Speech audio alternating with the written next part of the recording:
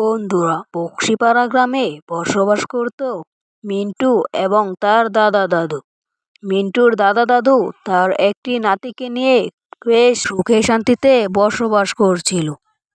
কিন্তু তাদের বাড়ির পিছনেই ছিল একটি বড় জঙ্গল। আর এই জঙ্গলটি এতই ভয়ানক যে এখানে একটি সাতচন্নি ভূত বসবাস করত।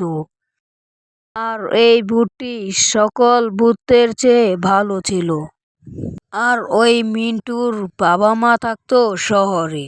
সেখানে তারা চাকরি করত এবং মাস শেষে বেতন পাঠাতো। সেটা দিয়েই মিন্টু এবং তার দাদা দাদুর সংসার চলতো। একদিন মিন্টু এবং তার বন্ধু সাথী দুইজন বাড়ির পাশে একটি মাঠে খেলা করছিল।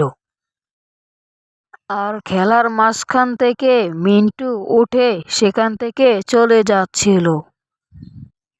আর সে তার বাড়ির রাস্তা দিয়ে না গিয়ে জঙ্গলের পথে চলতে লাগলো। আর যেতে যেতে তার সামনে এসে পড়ল একটি সাতচন্নি ভূত।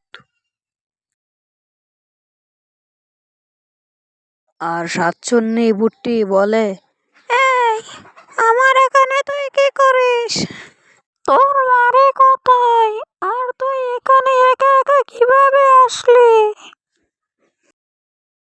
তারপর মিন্টু বলে, আমি জানি না আমি কিভাবে যে এখানে এসে পড়েছি। আর তুমি কে? প্লিজ তুমি আমার কোনো ক্ষতি করো না, না হলে আমার দাদা দাদু অনেক কান্না করবে।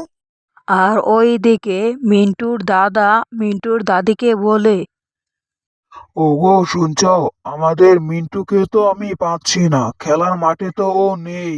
ও কোথায় যেন চলে গেছে। চলো আমরা গিয়ে ওকে খুঁজি, দেখি কোথায় গিয়েছে ও। আর এই দিকে যখন তারা বাড়ির পিছনের রাস্তা দিয়ে যায় জঙ্গলের দিকে, গিয়ে দেখে মিন্টু একটি শাকচুন্নির সাথে কথা বলছে। তারপর মিন্টুর দাদা গিয়ে বলে, ওই সাতচন্নি ভূত, তুমি আমার নাতির কোনো ক্ষতি করো না। তুমি আমাদের এই জঙ্গল ছেড়ে চলে যাও প্লিজ। তারপরে শাকচুন্নি ভূত তাদের কিছু না বলে সেই জঙ্গল ছেড়ে চলে যায়। বন্ধুরা, এই গল্পটি এই পর্যন্তই শেষ। আরো নতুন নতুন গল্প পেতে ভিডিওতে লাইক করো।